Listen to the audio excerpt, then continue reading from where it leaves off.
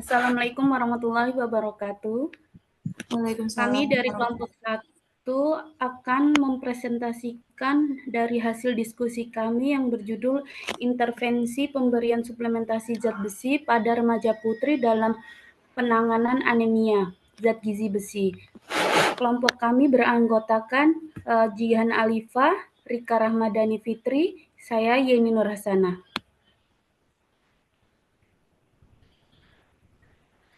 Dari latar belakang artikel yang pertama, anemia defisiensi besi pada anak-anak atau ibu hamil merupakan masalah kesehatan masyarakat di beberapa negara. Organisasi Kesehatan WHO telah menghimbau semua negara untuk mencapai target penurunan anemia sebesar 5% pada wanita usia subur, termasuk remaja putri pada tahun 2025. Salah satu programnya adalah suplementasi zat besi. Untuk artikel yang kedua, kekurangan zat besi dan asam folat merupakan penyebab utama anemia, terutama pada perempuan yang mengalami kehilangan darah saat menstruasi dan membutuhkan dukungan untuk kehamilan sehat. Untuk artikel yang ketiga adalah anemia, masalah kesehatan masyarakat utama di India, khususnya pada remaja putri dengan prevalensi tinggi. Meskipun ada program suplementasi zat besi dan asam folat, anemia di kalangan remaja memiliki dampak negatif jangka panjang terhadap kesehatan kognitif dan produktivitas.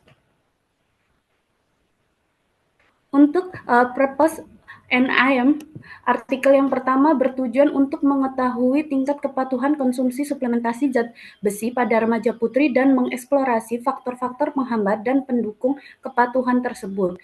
Sasarannya yaitu pada remaja putri yang diberikan suplementasi zat besi. Untuk artikel yang kedua, tujuannya adalah untuk mengetahui suplementasi mingguan iron folic acid dapat meningkatkan status besi, folat, dan hemoglobin, serta mengurangi defisiensi zat besi dan folat pada remaja putri. Sasarannya yaitu pada remaja putri berusia 10-19 tahun dari 4 desa di zona Wolaita dan Hadia, Ethiopia Selatan. Untuk artikel yang ketiga, tujuannya yaitu untuk menilai dampak pemberian suplementasi harian berupa paket besi, asam folat, dan vitamin B12 terhadap kadar hemoglobin pada remaja putri usia 12 hingga 19 tahun yang mengalami anemia ringan hingga sedang. Untuk sasarannya yaitu sebanyak 760 remaja putri dalam kelompok usia 12 hingga 19 tahun dengan anemia ringan dan sedang dipilih dari sekolah pemerintah. Untuk PICOT question-nya yaitu population remaja putri usia 10-18 yang mengalami anemia defisiensi zat besi. Untuk intervensinya yaitu suplementasi zat besi. Untuk comparison-nya tanpa suplemen atau dengan intervensi gizi lainnya. Untuk outcome-nya meningkatkan kadar Hb, kepatuhan, dan pengetahuan tentang zat gizi. Untuk waktunya yaitu dalam waktu 3 bulan. Pada remaja putri usia 10-18 tahun yang mengalami anemia defisiensi zat besi, bagaimana pemberian suplementasi zat besi dibandingkan dengan remaja putri yang tidak menerima suplementasi. Untuk berpengaruh peningkatan kadar Hb, kepatuhan, dan pengetahuan tentang gizi dalam periode 3 bulan. Selanjutnya ini adalah epidemiolognya, yang mana ini adalah rangkuman dari ketiga artikel. Next. Kemudian adalah outcome-nya. Pada artikel pertama, outcome-nya adalah bagaimana sih kepatuhan terendah yang ditemukan adalah 26,2% dan 26,3%. Dan tinggi di atas 80% dalam studi intervensi yang melibatkan supervisi dan pemantauan serta pendidik sebaya. Semua faktor penghambat dan fasilitator artikel diklasifikasikan ke dalam 4 kategori, yaitu kategori personal, kategori sosial, lingkungan, dan aturan. Outcome dari artikel kedua, setelah 3 bulan intervensi, kelompok yang menerima suplementasi zat besi dan asam folat mengalami peningkatan yang signifikan pada kadar Hb, yaitu 1,2 gram per desi. Serum ferritin 36,1, kadar folat 4,1, dan Outcome dari artikel ketiga adalah pemberian suplemen harian paket zat besi dan asam folat dengan tambahan vitamin B12 selama 90 hari berhasil menurunkan prevalensi anemia secara signifikan di kalangan remaja putri. Selanjutnya adalah measure plan-nya. Pada artikel pertama, pengukurannya yaitu dengan pemilihan artikel memenuhi kriteria inklusi dan eksklusi, yang mana setelah mempelajari artikel secara lengkap, diambil 20 artikel yang hanya memenuhi kriteria inklusi dan eksklusi. Dan ke-20 artikel ini juga mencapai pada tujuan penelitian. Pengukuran kepatuhan dengan pengisian kuesioner atau kartu kepatuhan dan wawancara. Measure plan pada artikel kedua adalah pengukuran antropometri, yaitu pengukuran berat badan, tinggi badan, dan lingkar lengan atas, pengambilan sampel darah. Inklusinya remaja dengan HB di bawah 12 gram per desiliter atau anemia. Eksklusinya adalah remaja yang merokok atau minum dengan penyakit menular yang diketahui seperti HIV atau AIDS, tuberkulosis, dan malaria berdasarkan hasil dari darah. Nah, remaja dengan kadar HB di atas 17 gram dengan peningkatan resiko asupan berlebih itu dikecualikan. Measured plans pada artikel ketiga adalah dengan melakukan pengukuran hemoglobin, pengukuran serum ferritin, dan pengukuran vitamin B12, lebih tepatnya pengecekan vitamin 12, dilakukan pada awal dan setelah 90 hari intervensi. Pengumpulan data dilakukan melalui sampel darah dari remaja putri yang berpartisipasi dengan analisis laboratorium untuk setiap parameter biokimia. Selanjutnya adalah metodenya. Pada artikel pertama itu menggunakan metode tinjauan sistematis dan melakukan penelusuran multi database, yang mana artikel-artikel tersebut melewati proses diagram alir prisma, yang mana diagram alir prisma ini adalah penentuan untuk aturan inklusi dan eksklusi yang menentukan kualifikasi studi yang disertakan. Dari 1066 artikel yang hanya memenuhi hanya 20 artikel. Selanjutnya, metodologi untuk artikel kedua, yang mana peneliti menggunakan uji acak individu berbasis komunitas yang melibatkan 226 remaja putri berusia 10-19 tahun di 4 desa zona Walaita dan Hadiah. Kelompok intervensi menerima suplementasi asam folat zat besi mingguan, sementara kelompok kontrol tidak menerima perlakuan. Suplementasi asam folat dan zat besi ini mengandung 60 mg zat besi dan 0,4 asam folat, yang dipantau oleh 4 perawat klinis dan 2 supervisor. Tablet zat besi asam folat ini diberikan setiap akhir pekan melalui kunjungan ke rumah tangga dengan periode pemberian selama 3 bulan, yaitu Juni hingga Agustus. Metodologi pada penelitian ketiga adalah dengan menggunakan uji coba berbasis komunitas secara acak yang dilakukan di blok pedesaan distrik Faridabad, Haryana, India pada tahun 2017. Temuannya pada artikel pertama yaitu adanya kegagalan dalam kepatuhan dapat disebabkan oleh kurangnya motivasi, tidak menyadari adanya dampak positif, dan persepsi resiko anemia yang rendah dan merasa sehat. Selanjutnya, temuan dalam tinjauan sistematis ini menunjukkan hal yang sama, yaitu mempengaruhi niat mengkonsumsi tablet FE di kalangan remaja putri adalah efikasi diri yang dirasakan. Nah, ini berdasarkan hasil dari penelitian di sekolah-sekolah. Selanjutnya adalah intervensi ini sebagian besar berpusat pada peningkatan kapasitas individu, yaitu lebih kepada pengetahuan, sikap, dan kemampuan.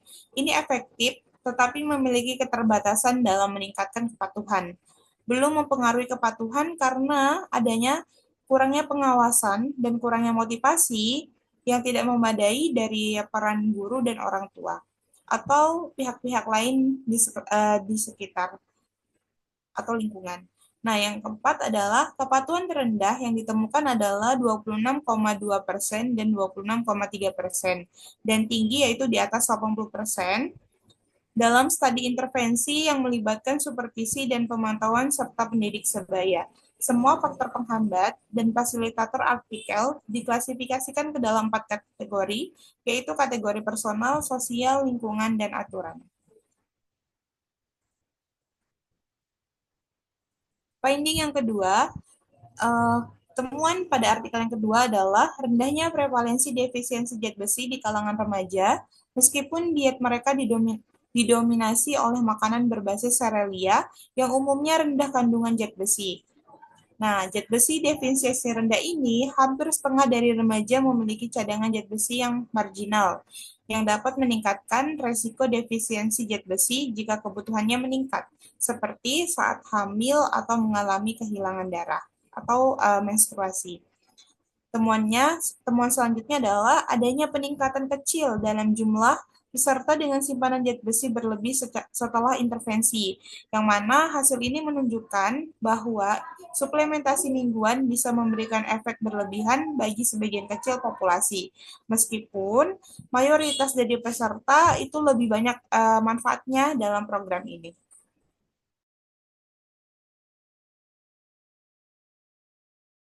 Baik, selanjutnya adalah temuan yang ketiga dari artikel ketiga.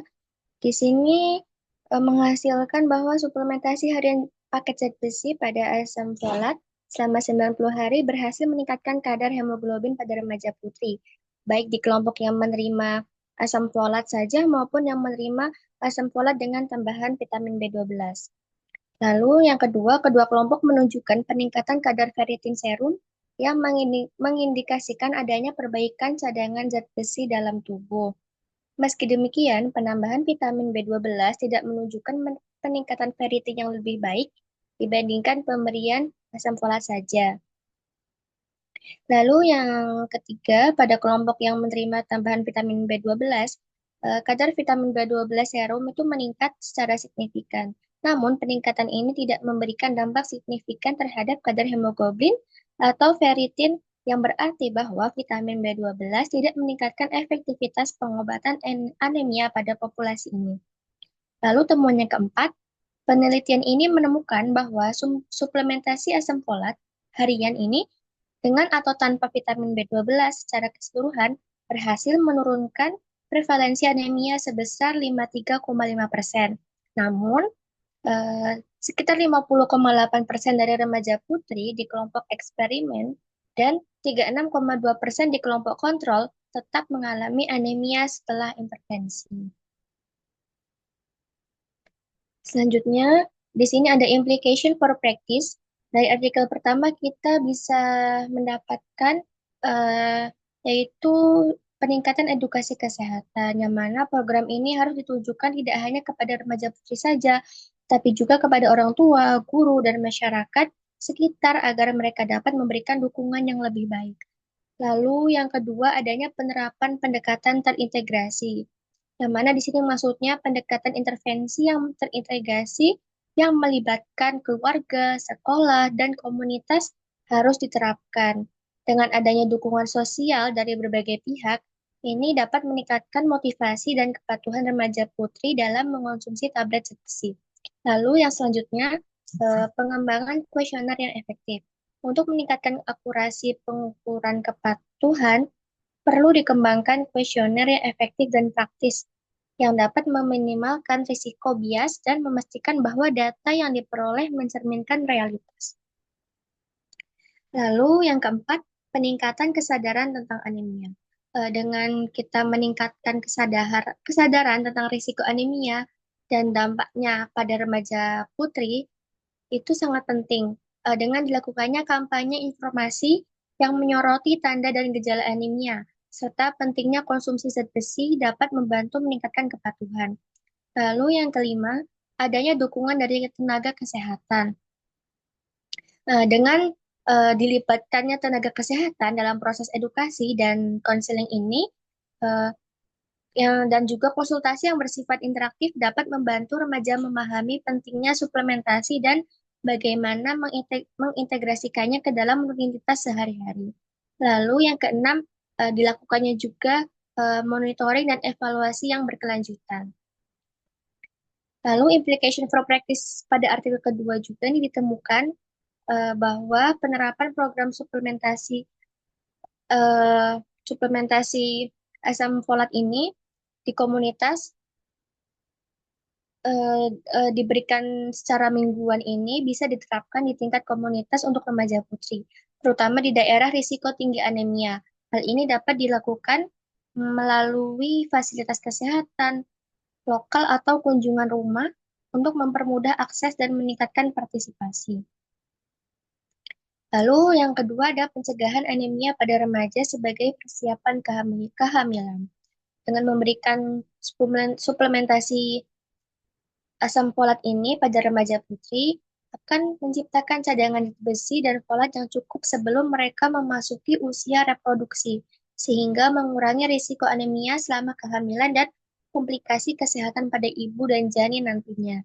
Lalu yang maaf, untuk yang selanjutnya adanya monitoring untuk risiko zat besi berlebih, karena adanya peningkatan kecil pada peserta dengan simpanan zat besi berlebih, penting juga bagi program ini untuk memasukkan monitoring status zat besi sebelum dan selama suplementasi untuk memastikan bahwa kadar zat besi tetap batas aman.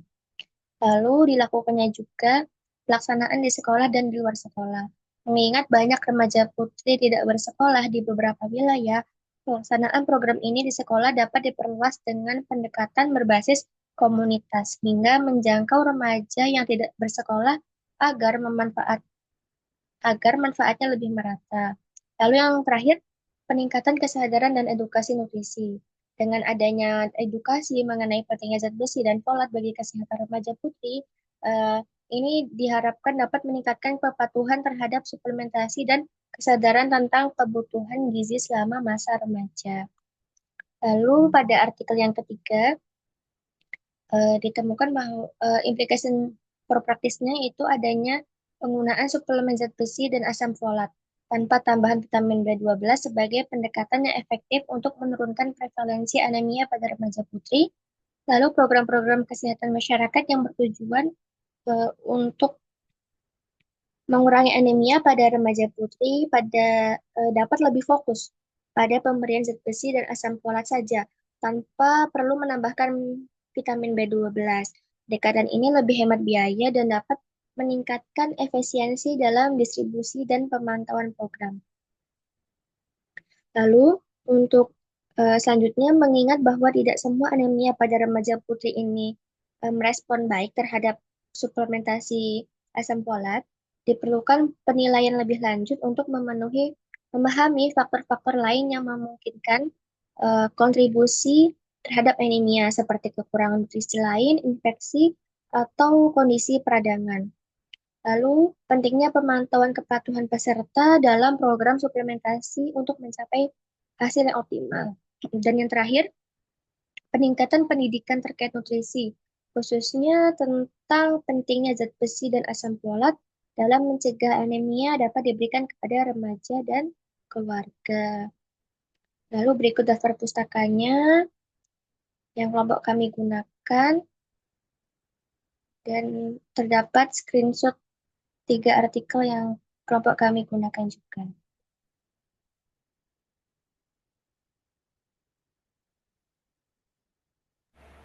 Sekian presentasi dari kelompok kami. Apabila ingin menambahkan atau mengklarifikasi mengenai materi yang sudah kami sajikan sebagai hasil diskusi, Bisa nanti pertanyaannya boleh di chat di kolom chat ya teman-teman. iya boleh disampaikan di kolom komentarnya nanti setelah diupload. Nanti kami akan menjawab. Terima kasih. Terima kasih. Terima kasih.